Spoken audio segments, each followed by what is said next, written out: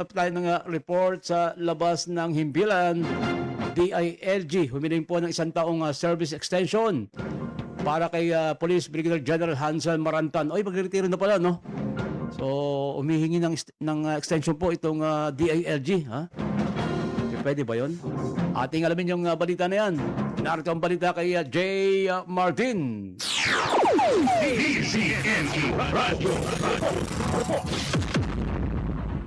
Humiling si Department of the Interior and Local Government o DILG Secretary John Vic Remulla sa National Police Commission o NAPOLCOM ng 1 taong extension sa serbisyo ni Police Brigadier General Hansel Marantan.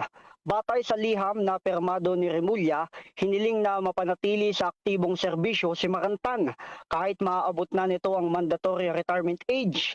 Ayon kay Remulla, ang kahilingan ay ginawa upang matiyak ang pagpapatuloy ng mga kritikal at high-impact operation na kasalukuyang pinangungunahan ni General Marantan.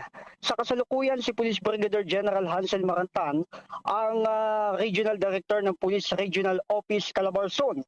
Samantala, nasa kamay na ngayon ng NAPOLCOM ang pagpapasya kung aaprobahan ba ang 1 taong extension sa kanyang serbisyo.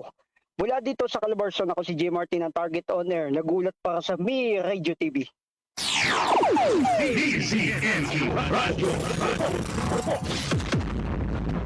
Maraming salamat kay Jay Martin. So, pwede pala yun pagka nag-request, ano?